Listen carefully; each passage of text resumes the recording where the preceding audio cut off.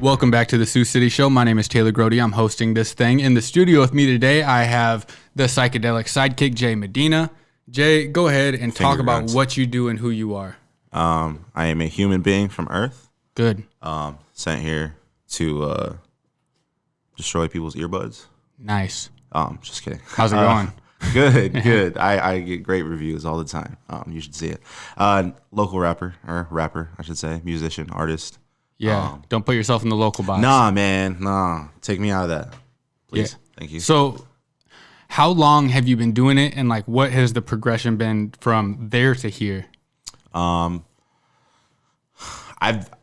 made my first song, recorded my first verse at 10. Yeah. But like never really pursued it much. Made my first like song and video at like 19. That's still on the internet. If you know enough about my past and who I hung out with, you'll be able to find that. Team Varsity. Oh man, yeah. Team Varsity Cypher. Okay. All right. Well, yep. There for it all is. my friends and family out there. But that's growth. Check that video out, and then I mean that's a good story for that stuff. But I've been writing forever. You know what I mean? I would always write throughout my life, all the time. Started recording music a little bit at like 19, but it wasn't until I was like 24 I met my buddy Synopsis, Alex Quint, at a party once. We just freestyling. George Quint? Yeah, George Quint. Alex, Synopsis. He has too many names. Oh, okay. But long story short, we met, and he was a producer, and I was like, all right, yeah, I kind of want to like start figuring out a sound. I want to start like doing this thing. And it was like 2017 when I like made that switch from Jay the Kid to Psychedelic Sidekick, and kind of was just like, all right, let's do this thing. Let's get serious. Let's just see what we can make shake. Yeah. So was changing your name from from Jay the Kid to Psychedelic Sidekick, was that a progression just in terms of where your music was going, or was that like a branding move? Was it, SEO is 90% of the game now, It was definitely like a branding move. It was just like, from that moment forward, it was like, all right, if we're growing the brand, the business, whatever, all that cool stuff. Jay the Kid just didn't seem, I didn't want to like make merch with Kid on it. I don't know. It was just like, and my name, I don't know. It was just. That name only has a certain shelf life. Yeah. And before Young Jeezy has to become Jeezy. You know? Right. There were just too many the kids or the somethings out as well. So it was just like, I wanted to be something different. Psychedelic Sidekick was something that was like an AKA anyway. And then I had some good friends suggest making that switch, and I Googled it. I'm the only one. I am the one and only. So jackpot. So yeah, here we are. I'm not even the only Honeywave. Right. It's disappointing, frankly. So I guess like coming up in the Sioux City music scene, what is everybody who's going to be popping at some point has to have a team around them. So like, who in Sioux City have you been working with to basically create that team around yourself? Right. Yeah, so it started with me and George Quint, Alex Quint, Synopsis, a lot of names. Just making beats, just messing around, just making the music. But then when we knew we needed to like get serious, get ourselves out there, the first thing we did was we met Rev and Dad, Jason Reiner and Mark Koenigs at a show. And we were just like, these guys are like relevant in the city. Dad had just like popped with that video you did. So it was just like, you know, it just made sense to go to the immediate top. So it was like you and George, or you and Alex, you and Synopsis. Right. At the time, you guys were completely outside of the scene, right? Oh, 100%. Okay, like, and then it was just, nobody's. I'm going to show up to a bar and meet the people I need to meet? Yeah. It was just like, this is the pinnacle of whatever Sioux City, what I thought, it was Sioux City hip hop, right? Yeah. So I want to be involved in music, go to the top, right? Or, and the funny story is like I met Rev, and we're like, he's like my brother now, you know what I mean, years later. But I meet him, and I'm like, hey, I'm Jay the Kid. This is my boy Synopsis. We rap, yada yada yada. We should work on some music. And he's like, oh, tight. He's like, you come check out the show. He was like, you have any songs done? You have any material out? And I was like, no. Nope. Nah, not at all. And he like looked at me and was like, being real nice about it, being real cool. You know, Rev's real cool about it. He was like, yeah, just get some stuff out there and get back to me. And we kind of like sat around all night like waiting to talk to Mark and Jason, like super scared. And then I was like, I'm just gonna like wait till he walks out and like bump into him and then be like, hey, I rap. You know what I mean? And it went like that. And same thing with him. He was like, they were just like, yeah, put some content out. You know what I mean? We'll be on the lookout for it. So then I think that's when we filmed that cypher with Kid Posh with Josh. Oh yeah, In that Impala that George had. Right, back in the 712 days. Yeah. We filmed that, put that out, and that was like, oh, okay, these guys are all right at least. And then we did a visual, which like I think that's been the one separating factor as far as like growth, especially in the region, is like the videos that are put out just help a lot. Here, this might be some advice for any up-and-coming rapper. I stand firm on a theory, and it's not just because I make music videos, but I make music videos because of this theory, because I got too many friends that are musicians to leave money on the table. So, not for me, for them. I don't want them leaving money on the table by not making music videos. But every track that comes out, like, realistically should have a music video. Every track you're proud of should have a visual with it, because if you're not making visuals, people do not click on SoundCloud links. Facebook doesn't promote SoundCloud links in the algorithm, or like just audio links in general. Right. So it's all about having that visual along with every song that you're dropping, even if it's like the way that Brady Raps and Protege do it, where they basically just create like those, the preset music videos. Yeah. So I mean, it's a low key slept on like differentiating factor that a lot of people are not doing. Yeah. People who put out 100 songs with like no visuals, it's like, you're almost allowing people to sleep on yourself. Yeah. Like you're the reason they're sleeping on you. Well, Dad had their whole mixtape out for a year before we made Go to Work at Home Depot. And that went from nobody really knew about it to huge blow up. There was like 50 million views, plus they were, the top bill at like Saturday in the Park, and they sold out the marquee every time they went. They played the Hard Rock. So like that's the differentiating factor right there is the video. The proof is in the pudding. Yeah. Yes. So after that, long story short, it was just about Mark and Jason. They helped a lot as far as like I was never afraid to ask questions. You know what I mean? Yeah. I wanted to know. I didn't know, but I knew that people did. So it's like cut the learning curve. Let me ask you what's up. And Mark and Jason. Mark was more the like pen game mentor of mine, I guess you could say. Just I would ask him advice about songs, lyrics, this and that, and I would ask Jason about like the marketing side, the branding side, things like that. And I always in the beginning I never like expected anything. I didn't feel like anybody owed me anything, and I just wanted to do the best to like take the advice that was given to me and apply it and use it so that they saw that I was doing these things, because I genuinely wanted to like figure out how to grow like a brand, grow my music, grow as an artist, like everything, so they really helped as far as like the development side. Then we met, I don't know if it was through them or like through Dalvin, or however it happened. Yeah, it would have been either way. Equal avenues. And so like when we started teaming up with the video work, things like that, that's when things really kind of got out there for me. I started kind of having some viewership, started building some consistency. You could say I started gaining fans and things like that. I'd say it was specifically the one takes that we've been doing. Yeah. Kind of the deciding factor for that. Yeah, we did that one take contest, 2018, I think it was. And I remember I didn't win it. I didn't even get in like the top 20 of it or whatever. But like there was a ton of support locally, like, and it worked really well. And it's just like first time I think we talked about like the pros and cons of doing like full-fledged music videos and just doing one takes, because a lot of the times the one take might even get more reach. Yeah. Even if it like means more to you and you put more work into this big full-length video, it just maybe, it makes so much sense. I can pull back the curtain on this a bit and give like the behind the music for it. That when we make a full-on music video, it might be 1, 2, 3, 4 days of filming where, it's 2 or 3 hours at a time. And then taking all of that footage, coming back through it, creating a whole music video. I might have another month in it for editing at least. Just because music videos are kind of like my off-time work.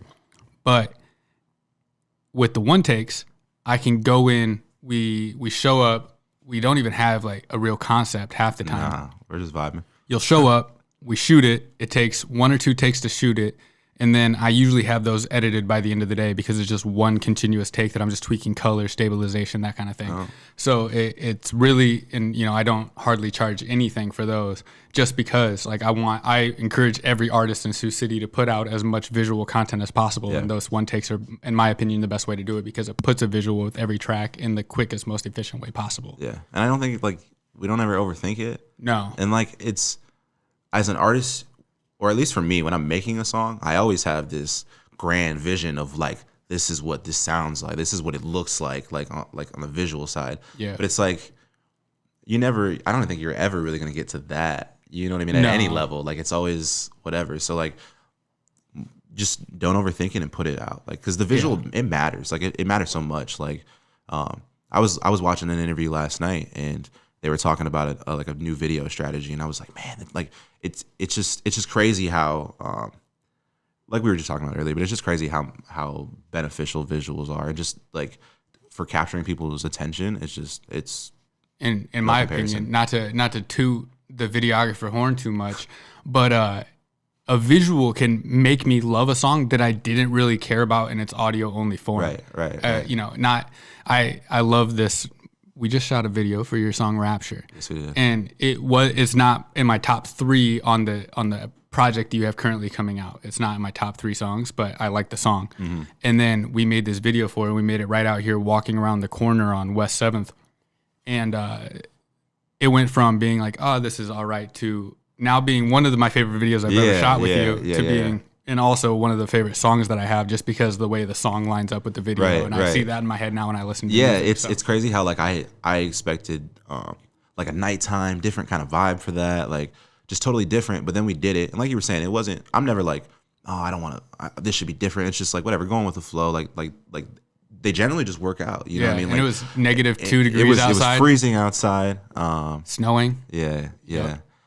And we just ran with it, and like you said, it was like in the moment, it was like, yeah, this will probably be like, you know what I mean, something decent, right? We didn't think anything crazy of it, but then you sent me that edit, and I'm just like, bro, this is crazy. Like I love this way more than I ever thought I would. Yep. And it's just like, just to the overthinking thing, you know what I mean? Like just don't. That's you waste too much time. Biggest problem of most creatives is letting perfect get in the way of good enough. Right. And it's like you're never gonna catch perfect. So it's like I understand like, don't let something minor that you could have fixed, like, oh, you know, whatever, it's not perfect. Like, don't let something small stop you, like in your way. Like, fix that, like fix the little things, but like, don't over obsess, because it's never going to be perfect. And it's like people aren't going to know the small details that you as like the artist know, or you know, whatever. It's I've like, just recently gotten out of my own way just in Honeywave Media content, where we went from maybe having 1 post a month to now we're putting out 3 to 5 a week. Yeah, you guys are firing off. I'm going hard. So how did you get into rapping? Like, because I know that your childhood was a little bit non-conventional in terms of just like the overall path. So how did it all start? Friends of mine, my good buddy, Boog Gutty, good buddy Eric Alaves, his older brothers, they formed a rap group called TRO way back in the day. If anybody, Mario Tapia. Yeah, like those homies. Osiris, if anybody's remembering names and stuff. But I was like 10, I think. I was like 9 or 10. And they were like older brothers, you know, doing their thing. We never really actually hung out with them. It was one of those times where they left and we just ran down there. And he was like, just let's write something, you know, whatever. So I was like, I gotta have a rap name first. So I went by Solid at 10 years old. I was like, this is cool, I guess. But we wrote a little verse. It's not that bad of a rap name. Not too bad. Tough to Google, but right. But wrote a little verse and just like recorded it. And I was really fascinated with my voice as a kid. Like growing up, I wanted to be in like radio and like broadcasting and stuff. Before I like really knew I wanted to do music, but like it was just really cool hearing my voice. And I think that sparked, you got a good voice. Thank you. I think I got that going for me. Oh yeah. But I think I fell in love with like writing and like the rhyming and like just a skill, just something like we tried to be b-boys at first, and that really didn't work. My head's too big to spin on, you know, contrary to popular belief. And so I don't know. I think it was just falling in love with like maybe hip hop, but more just like just something to be good at. You know what I mean? Something to do, something I felt like was mine. And that's when I started writing. And I would say I wrote on a halfway regular basis ever since, as far as like writing goes. But it wasn't until high school and you know, shout out to the mans, Kid Cudi. When I figured out who like first heard a Kid Cudi song in high school, I was just like, wait, this is different. This like really resonates. And it just like the first time I felt like I wanted to make music, but it was like, but I still was like, nah, there's no way I could ever be that guy or do that stuff. Thank you. Okay. I have always make this case, you know, Kanye West in the news all the time for non-music related shit, right? and people, how does anybody care about Kanye West? Kanye West is the most overrated, whatever. Kanye West was the first dude to be like the polo backpack rapper, right? Yeah. Like there was a bunch of people that blew up right around that time, but Kanye West is the one who took it in the mainstream, right? And then he not only did that made art and fashion part of rap music. He took it from fashion from, Rockaware, E-Nice, Vocal, all like every rapper had their own brand, to Givenchy, YSL, all that kind of stuff. Like the whole designer. Yes, thing. he moved it into high fashion, right? And then he also then turned around and took, Pusha T from Clips. He took Kid Cudi and brought them all up to the mainstream too, and gave all of these people who hadn't been the voices before and turned them into the voices. People don't understand or like respect the ripple effect. Well, these girls that work for me are in their early 20s, and so they don't know. It's crazy to think that there was a time in rap music when there was no talk about like feelings. There was no Kid Cudi mental health conversation. You never heard somebody say they were depressed in a rap song, right? And then even being a young dude, for me, like hearing Kid Cudi go, "Yeah, there's days that I don't want to leave the house," and all this shit. It's like, okay, because it's not all Kevin Gates. I don't get tired. Right. Yeah. It was just different, which is cool, and like that planted the seed of like, not like I wanted to be like him, but it was just like, just the first time I felt like the rap can like, be that. I can it can be this, it can be different, and then it was like maybe I could like you know what I mean. I always felt a little different, growing up, and I don't know. This was the first time I felt like I could do the rapping, and like I said, I had been writing for years leading up to this point. Wrote a ton of raps in high school. So many like projects me and friends were gonna try and do, but it was like the access to like recording equipment back then was very limited. And I remember actually AM Mixes, Anthony Maldonado, Johnny Mars, Tanner Nuno, Innovational Beats.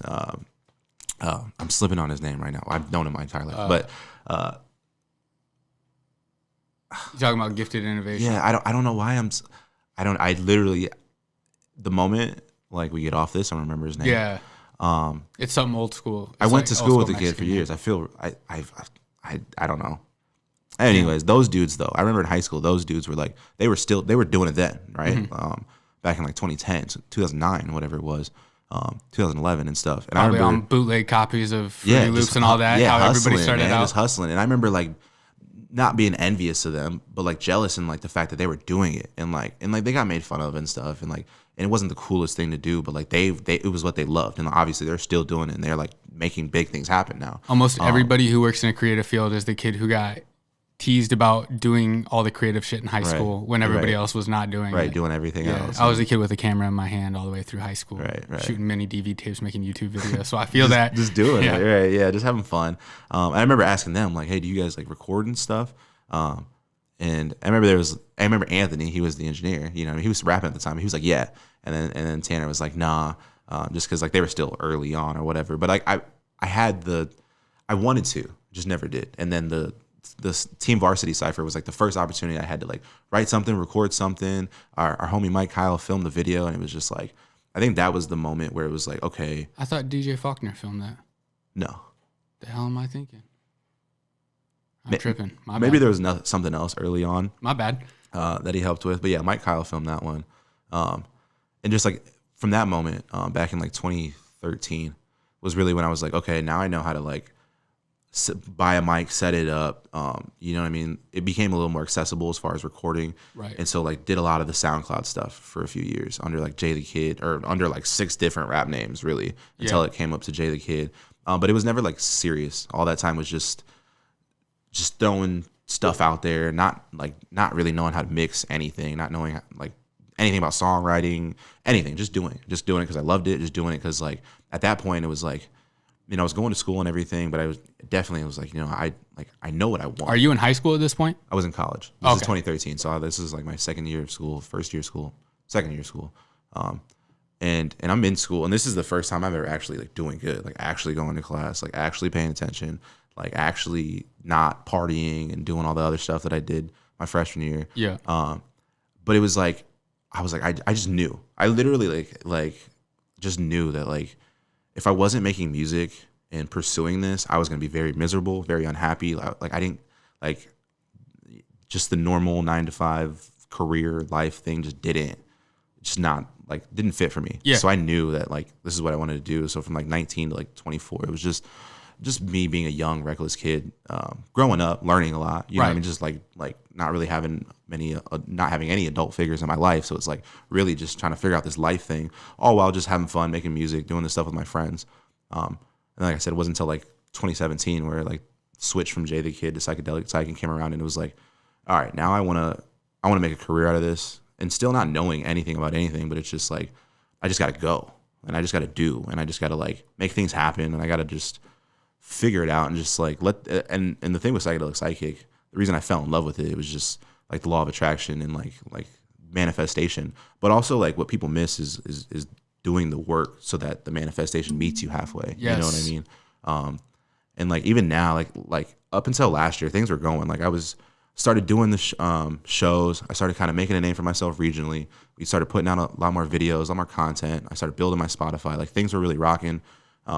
Right before the pandemic, I had my first, decent tour set up across the Midwest, some cool cities I'd never been to before. That was the worst part. And then it was just like, gone. Yeah. And I think initially, missing the tour hurt, but initially I didn't feel it until like months later. We were still putting out a few songs and things last year, but it was just like months into it, I was just like, everything was swept out from under me, and it was almost like for the last 2 years, I've literally just set a goal, said. Like before I ever knew Jason and before I ever knew anything about Saturday in the Park, I remember telling my friend Trip, I was like, dude, I don't know how I'm going to do it. I don't know who I got to talk to. Before I ever like put out a real song under Psychedelic Sidekick, I was like, I'm going to play like Abe stage. Like I was like, I don't know how, but like it's just going to happen. Like why not? You know what I mean? And obviously I did the things that allowed it to meet me halfway to get there.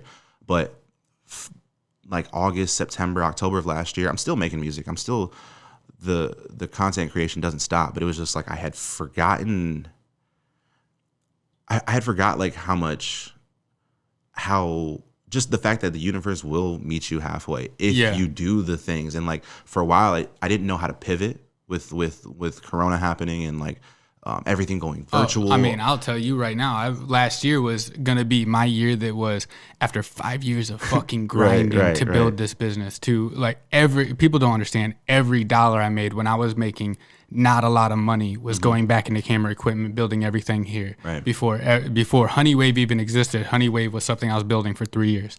Then I built Honeywave and I spent my first year poor. It was just me I probably made $20,000 my first year in business. Right. The second year I do better. I'm able to bring Devin on. I'm doing a little bit better. We get some contracts, and then I had all the pieces in place going into 2020. Then I was like, I don't have any debt year. This is the year. Maybe I can buy myself a car year. It was looking hot, and it went. The coronavirus. We started hearing about it late January, February, and then March comes around. Now I went to Texas in the last week of March. Traveling with a client, and then March comes around, and then it instantly goes.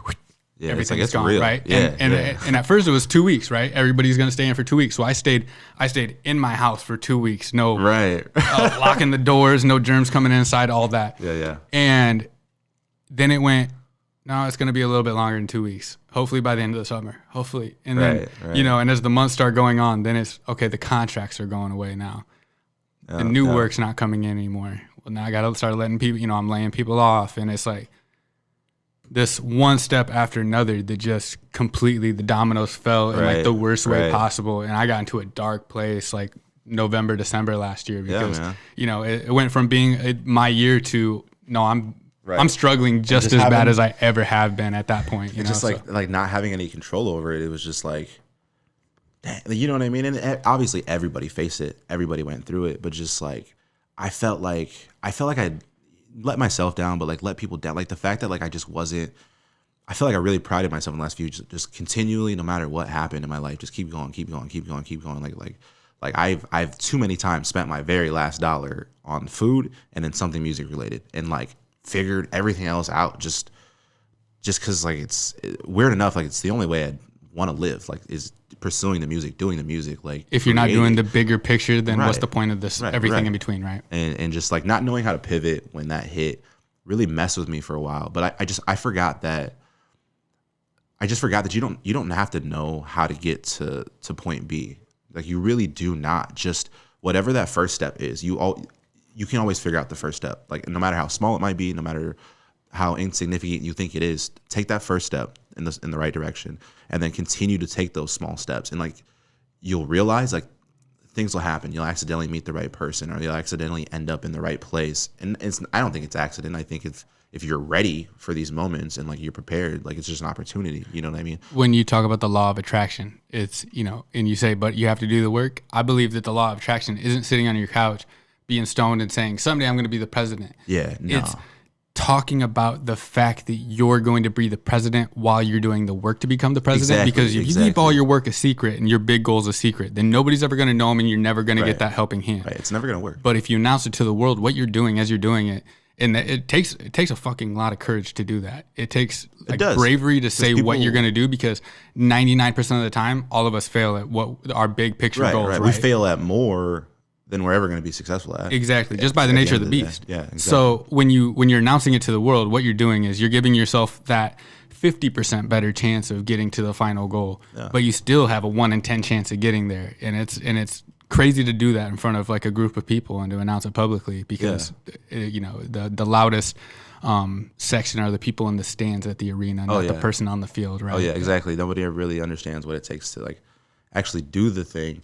But it's like I write everything down. Like I that song that I have with Mark Battles, how like that whole situation I wrote down 9 months before I met him at that show. This is 5-6 months before I even knew that him coming to town would be a possibility.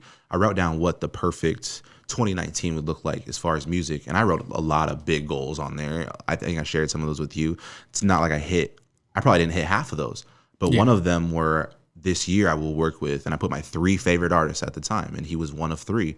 And months later, a friend comes to me like, hey, we're thinking about booking so-and-so for this event, and I'm just like, please do it. Like I would, this is legit one of my favorite artists, like period. And at that point, it's like, I already knew that was coming. Thank you. And it is just, it's weird. But it's one of those things where just being a kid from Sioux City with like nothing really going on outside of just stuff here and like regionally, like it's hard to think.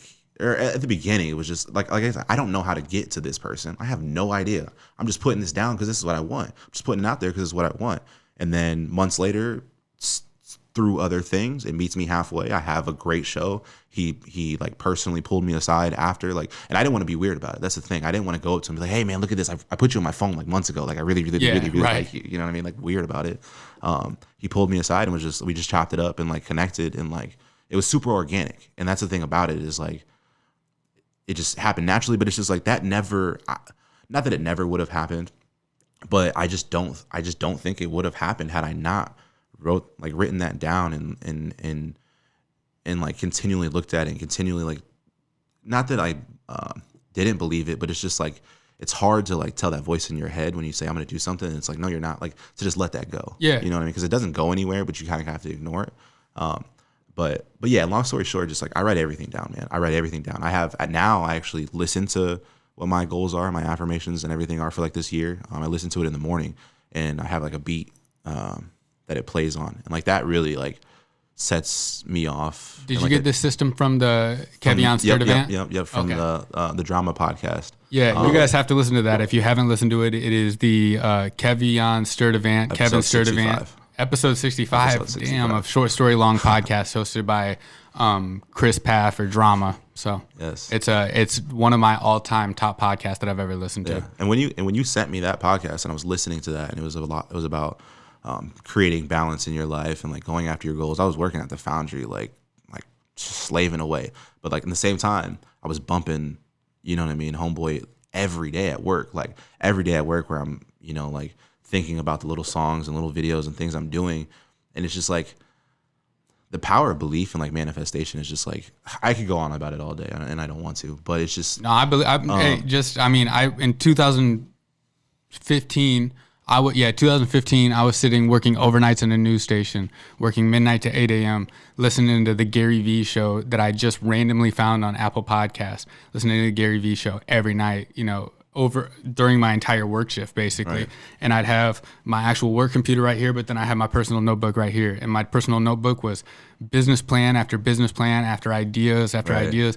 And, you know, how am I going to eventually work at VaynerMedia? That was my whole goal. Right. And then 2 years later, I'm sitting in Gary Vee's office where they filmed the Ask Gary Vee show, being offered, you know, yeah, you can come here, work. Yeah, you'd be a great asset to our team. And then being at the position where I could look around and go, I don't like New York City at all, so I'm not going to do this. But if I have the juice to do this, then I think I sold myself short on going to work for somebody else. So I came over here and started, you know, Honeywave Media, which, it was all just the power of manifestation. Yeah, it's manifestation combined with real world hustle and hard work. Yeah, hard work. It's just the belief. Like growing up the way I grew up, it's just like, as a kid, I never like. Can you talk about that a little bit? Yeah. So, everybody has stuff, right? So it's not like I was any different. But like, mom had me at 16, very young. Dad was never in the picture.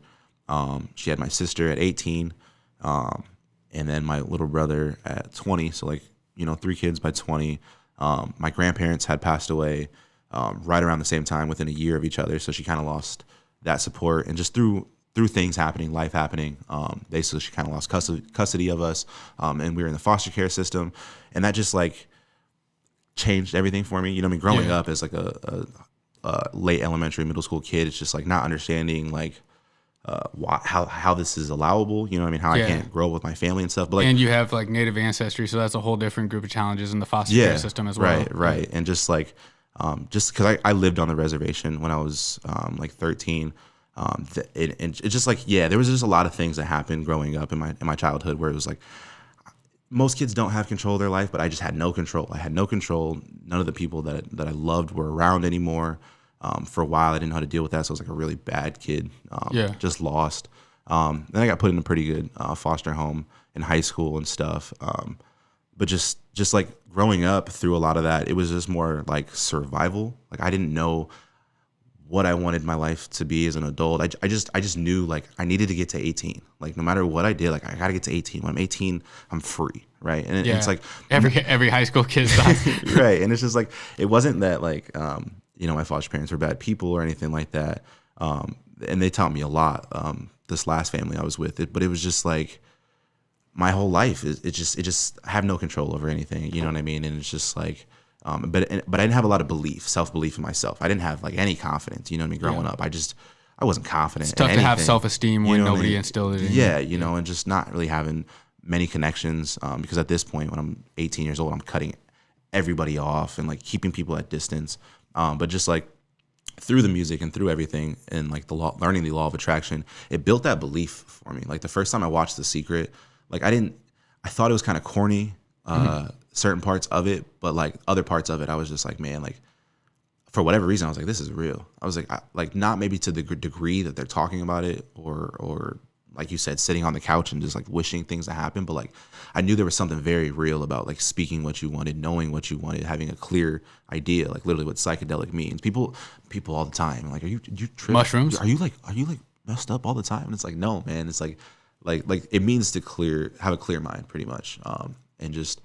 I don't know. When I had found that philosophy, it was like my life changed. Like, isn't it like a mind free of ego and to a degree. And it's just like I got a lot of ego. I'm not gonna lie. You know what I mean? Like most people do. Like not like malicious at any point, but I think you need a little bit as an artist, especially hip hop artist, to like moments where you're the man. But for the most part, like not craving certain things or whatever. But it's like I'm not like some hippie guru, whatever kind of person. Like that's not what it means.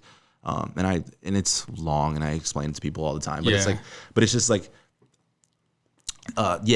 that's where the belief stemmed from, and just like knowing that like things can happen for me. And I don't know, when that happened, when that switch came, everything in my life changed. You know what I mean? And coming back to Corona and everything, for a while last year, it's like I forgot that like I don't need to know how to pivot. That was the thing. I was so disappointed in myself for not knowing what to do next, what's going on. But I forgot that I didn't need to know how. Just continue to do what I'm doing, just stay focused, and the opportunities will come to me. And in the last month alone, getting just super back to like staying focused and just doing things, like it's crazy how things just start popping back up again. And like how I'm just doing my normal thing of just like staying focused, continuing to consume content that I need, and how I'm you'll have an idea. You'll be watching something, you'll have an idea and write it down, and it's just crazy how these things come to you when you stop worrying about the end result and how, and just do the things, like actually do the things. It is just it's kind of it's to this point it's I mean, it's unbelievable, but it's not. You know what I mean? It's crazy watching it, because I knew you were having a rough year, especially at the end of last year, and I was in the same place pretty much. But then seeing you coming into this year, kind of getting out of your own way more or less, and going from, you know, kind of going radio silent to now the TikToks are coming out, and now you figure out, oh, this whole lane where TikTok, I feel like that's been a whole nother revitalization of your whole brand and your whole image in Sioux City. Is, you know, I have people hitting me up all the time who know of your music through me, and they're fans of mine that, or, you know, family members even, that'll say, that Psychedelic Sidekick's been putting out those TikToks. Those are so cool. Like the one where I think you were riding around on a skateboard and just rapping while you're riding. Yeah, just cruising. Yeah. And it's whatever. I'm too old for TikTok, right? I love but whatever. But oh no, you're a trendy teen like me is cool. It's one of those things where like that thing too. Like Corona happens. Like Gary Vee's talking about TikTok for years, and I'm like, I gotta get on this. But I didn't know how. I just didn't know how I could be myself and be genuine on that platform. And then over time, like, it just started happening, like duets, and I started noticing, the more time I spent on the actual app, I started noticing how to be on it, I guess you can say. And it's still it's whatever. It's just random stuff thrown together. It's only a matter of time before you and George are making do a duet with this, and you're gonna be doing half the verse, and then there's response half, and then you're gonna be the biggest rap voice on TikTok. I'm hoping to just let it evolve and just put out content that, like, whatever I'm doing or whatever's going on or whatever I feel like I want to do, I'm just doing it. I'm not overthinking it. And that's the thing, like, just getting out of your own way. Like, that's so much of it. So much of it. Like, how many times have I come to you and, like, been like, man, da da da da da da da da, and you're just like, don't, like, what are you know, like, why are you even worried about, like, those things? And a lot of times, and it's like falling back into that maybe like wanting to be a perfectionist thing, but like on the things outside of music, because there's a lot that goes into this, like, not related to the music itself. You know what I mean? And it's hard to, like, it's a business, know what to do. The business is music. But again, like, not overthinking those things, and just, like, taking the right steps in each of those directions, and just whatever, just being okay with figuring it out as you go, and, like, that's the key. You know, I mean, whatever, just roll with it. Yeah. So, I mean, that's really been, on the outside looking in, it's been nice seeing you come back around into it. You know, not only is it, you can point to specifically the platform TikTok, but just the idea of having fun and just putting out fun music. You know, something that doesn't really have, even though it is all building a brand, there's not a specific financial motivation. There's not like a huge career step up that's going to come from it. At this point, it's like, I just want to be happy, and, like, I really just want to make the music that I want to make. And I'm just now getting to the point, almost 10 years into, like, really, really recording music, that I'm, like, making the music that fits my taste and I'm really proud of. And, like, I don't have to compromise with it. Like, I'm just really making stuff that I really enjoy. So, like, that's my goal for this year, is just consist. I'm sitting on more music than I've ever put out. So just consistently put out the music, and just do what I want, be happy with, like, my decisions, and just let it grow organically the way it needs to. That's the golden zone as a creative, is when you're not,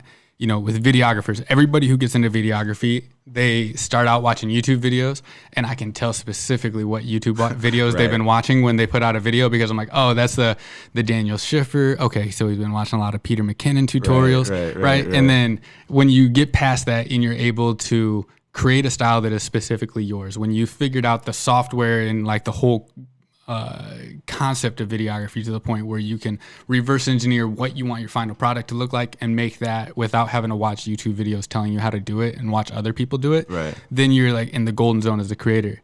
And it is the same as with music, you know, when you're saying that you start out, and I'm sure that everything, when you look back on your old stuff, you're like, oh, I was probably listening to a lot of Kid Cudi around this time. I was listening to a lot of, you know, Mark Battles. This was a Mark Battles inspired song, you know, and then to now where you're at. And I've heard most of the songs off your newest projects, and they're all, like, specifically your music. And they're yours to the point that they're recognizably yours the second they come on. I do feel like I'm at that point. And that's why I'm excited. I just want to just continue to put stuff out this year and just finish and just have a strong year. You know what I mean? You could call it a comeback year, I guess, if you wanted to, whatever. But everybody's coming back in 2021. Yeah. But just be super consistent. We'll call yours a bounce back. We'll bounce back. Yeah. You know, super consistent, super happy with what I'm doing. The shows, I have a plan for that. So if you want to do some live stuff, we're gonna have some fun soon. Love it. But like, I'm setting myself up just to have fun and just to build the momentum and just like I'm gonna start the wave and just ride it wherever it takes me. And like, so what can a fan expect in 2021 from Psychedelic Sidekick? 2021, we're gonna have a lot of music. We're gonna have a lot of music, a lot of visuals, some songs that I've had for a while. I've been sitting on for, some of them are a year, almost 2 years old. But just like an honest, open, vulnerable me, more of like my sound, but more singles, more videos, more shows and all that, but just more connection. I want to build a bigger community this year. I want to focus on doing a little more like community outreach and stuff like that. But I want to grow a community. Whoever the people are that support me and see life the way I do and just relate. Like I just want to grow that community, and I just want to like take that grassroots approach to just meeting new people and things like that, and eventually hopefully getting back on the road, even if that's virtually. I have some ideas for that. Love it. But yeah, just a happy, consistent psychedelic psychic. Love it. That's it. Really. Okay. And do you have anything else you want to plug here? Yeah. Well, let's hear it. Well, yeah, we got music coming in March. Yeah. We got music. We got a video coming in March. We should just announce it when we drop this podcast. Yeah, that's what we'll do. Rapture is coming out now. It's coming. I'll stick a version of it at the end of this video here. Do like a click in the box that is going to be in this ballpark here. Yeah, somewhere in there. Yeah, I love it because that's I've heard your music. I think that it's it's always great, but it's better than ever right now. So I'm excited for people to hear it. I think that it's going to be a big year in your career. Even more importantly, I think it's going to be a big year in my career. Yes, it is. Thanks to all of you very much. But yeah, I think that, I'm really excited to see your success. I've been, I guess, tangentially a part of a lot of your career growth so far. So it's really fun for me to see. And unless you're good, we can sign off and say goodbye. Yeah, feels good. All right. So until next time, this is the Sioux City Show. Thanks so much.